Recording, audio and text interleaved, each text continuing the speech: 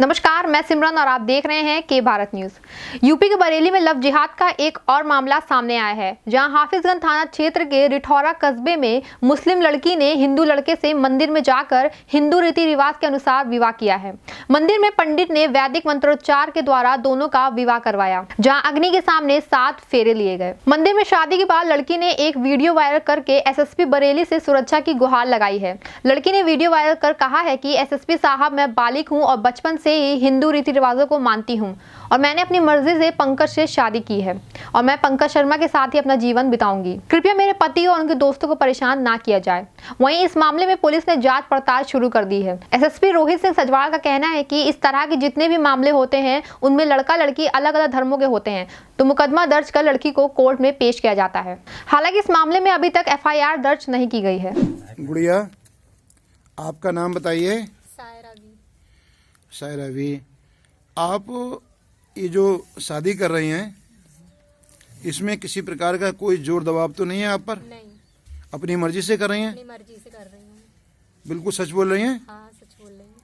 ठीक। और यहाँ पर आपने जो शपथ पत्र दिया है, एफिडेविट दिया है, उसमें आपने कहा है कि मैं हिंदू रीति रिवाज में विश्वास रखती हूँ और हिंदू रीति रिवाज से व्यवहार करना चाहती हूँ। तो आपके कहे अनुसार, आपके शपथ पत्र के अनुसार हम आपका हिंदू रीति रिवाज से देवी देवताओं के पूजन के साथ पाणी ग्रहण संस्कार, विवाह संस्कार करा रहे हैं। ठीक है? ठीक है। ठीक है।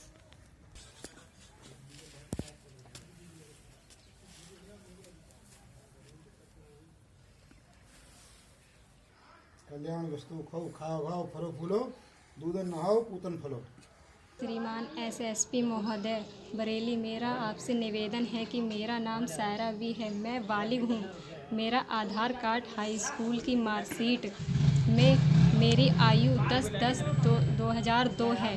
मैं पंकज शर्मा से प्रेम करती हूँ। वह मेरी बचपन हिंदू मान्यताओं आस्था रही है। खूब सोच समझ कर अपनी मर्जी से मैंने पंकज शर्मा को अपना जीवन साथी बना लिया है। मेरे हाथ जोड़कर आपसे विनती है कि मेरे पति के घर वालों व दोस्तों को परेशान ना किया जाए। ये जो इंटर रिलीजियस मैरिजेस आजकल हो रही हैं उनको लेके लव जिहाद का कभी बात आते हैं, कभी नए धार्मिक कानून को लेके बात आती है कि उसके अंतर्गत लोग एफआईआर कराते हैं। इस तरीके के संवेदनशील मामलों को किस तरीके से आप लोग टैकल करते हैं ताकि लॉ एंड ऑर्डर भी मेंटेन रहे और कम्युनल हार्मनी और देश में शांति भी रहे? जैसे काफ़ी मामले आते हैं जिसमें दो अलग अलग समुदाय के लोग एक दूसरे से शादी करते हैं, उसके बाद कई बार उनके परिवार वाले इसके खिलाफ होते हैं। तो इसमें जो सामान्यतः जो परिवार है उसके द्वारा मुकदमा लिखा जाता है और इसके बाद जो अगर लड़का या लड़की दोनों अगर बालिग हैं और उनकी अपनी स्वतंत्र उनकी मर्जी से अगर वो ऐसा कर रहे हैं तो उसके बाद उसमें न्यायालय में बयान कराए जाते हैं और उसके बाद न्यायालय में बयान कराने के बाद जो भी वो वहाँ पर अपना बयान देते हैं उसके आधार पर फिर आगे कार्रवाई उसमें तय होती है। क्या हाल में इधर कोई ऐसे मामले आए हैं किले में, प्रेमनगर, बारादरी में? थोड़ा सा ब्रीफ कर देंगे इसके बारे में। क्या इसमें अलग अलग जैसे मामले आते हैं, दो अलग अलग समुदाय के जैसे मामले आते हैं तो इसमें सामान्यतः अगर जैसे लड़की का बयान पहले इसमें 164 सीआरपीसी में मैंडेटरी होता है और उसके बाद 164। गाजीपुर से खबर आ रही है, जहां किसान आंदोलन को लेकर केंद्रीय मंत्री महेंद्र नाथ पांडेय ने बयान किया है। महेंद्र पांडेय ने कहा है कि पीएम मोदी किसानों के लिए पूरी तरह समर्पित हैं। उन्होंने कहा है कि कांग्रेस एक भटकी हुई पार्टी है। आगे उन्होंने कहा है कि विपक्ष किसानों को नए कृषि कानूनों को लेकर गुमराह किया जा रहा है। महेंद्र पांडेय ने नए कृषि कानून को किसानों के हित में बताते हुए कहा है कि देश में पहली बार ऐसा आंदोलन हो रहा है जिसमें मसाज और पार्लर चल रहा है। केंद्रीय मंत्री ने पश्चिमी बंगाल की राजनीति पर कहा है कि बंगाल में बीजेपी कार्यकर्ता हर बलिदान के लिए तैयार हैं और बंगाल की जनता बीजेपी के स्वागत और समर्थन के लिए पूरी तरह तैयार है। महेंद्र पांडेय अपने पैतृक घर गाजीपुर के पखनपुर पहुंचे थे। आइए आपको सुनाते हैं केंद्रीय मंत्री महेंद्र नाथ पांडेय का पूरा बयान। कांग्रेस पार्टी बिल्कुल भटकी हुई पार्टी। जिन मुद्दों पर उसने स्वयं अपने कई बार चुनावों में घोषणा पत्रों में उल्लेख किया है, लेकिन वह साहस नहीं कर पाई उसको क्रियान्वित करने का। और किसानों की 20 वर्षों से यह मांग रही है कि उनको उपज का उचित मूल्य मिले, उनको औद्योगिक रूप से आगे बढ़ने का अवसर मिले, उनको फसलों पर कहीं भी फसल बेच सकने की छूट मिले। और इस देश की कोई पॉलिटिकल पार्टी ऐसी नहीं जिसने अपने घोषणा पत्रों में इनका उल्लेख न किया। और अब तक किसानों के हित में बनी हुई सभी कमेटियों में कोई कमेटी ऐसी नहीं जिसने यह संस्तुति न किया हो। लेकिन सब किसानों को भ्रमित करते थे, धोखा देते थे। मोदी किसानों के लिए समर्पित हैं। जब से सरकार बनी, चाहे मृदा परीक्षण का कार्ड हो, फसल बीमा हो, किसान सम्मान निधि हो, तमाम प्रकार से किसानों के हित में फैसले लेते गए। संपूर्ण देश के किसानों को बेहतर कृषि उपज का दाम मिले, देश में कहीं भी उत्पाद बेच सकें, उसका अवसर देने के लिए, और पूरी तरह यह सुनिश्चित करते हुए कि एमएसपी निरंतर बढ़ती रहेगी, मिलती रहेगी, मंडियां भी चलती रहेंगी, साथ में किसानों को यह अतिरिक्त सुविधाएं मिले। लेकिन चूंकि मोदी के व्यक्तित्व और भाजपा और राजग के प्रभाव से लगातार हो रही उस पार्टी की जीत से सारे विपक्षी हताश और निराश हैं। इसलिए वो कहीं भी मुद्दा विहीन हालत में मुद्दा खोज रहे हैं, मुद्दा बना रहे हैं। जनता और किसानों का समर्थन उन्हें नहीं है। और कल के मोदी जी की अपील के बाद मैं समझता हूं कि देश का और किसान जो थोड़ा बहुत दुविधा में होगा, वह भी अब मोदी की अपील पर बहुत सकारात्मक सोचना शुरू कर दिया होगा। और मुझे उम्मीद है कि आंदोलन के लोग भी निश्चित उस अपील पर गौर करेंगे। मंत्री जी जो लोग आंदोलन कर रहे हैं वो क्या किसान नहीं है क्या? किसान तो निश्चित रूप से होंगे ना। नहीं, निश्चित हैं, लेकिन उसमें से कहीं न कहीं कुछ लोग भ्रम के शिकार हैं, उनको भ्रमित किया जा रहा है। और हो सकता है कुछ लोग उसमें आढ़ती लोगों के कुछ हितों पर, जो एक निश्चित पंजाब जैसे राज्य में, अब उदाहरण के रूप में इस देश में भारतीय खाद्य निगम करोड़ों मीट्रिक टन राशन खरीदता है सार्वजनिक वितरण की दुकानों के लिए, लेकिन ऐसा संगठित पंजाब का सेटअप है कि पूरे देश को 80% वह अनाज केवल पंजाब से ही खरीदना पड़ता है। तो उनको लगता है कि हमारे हितों पर चोट पड़ सकती है।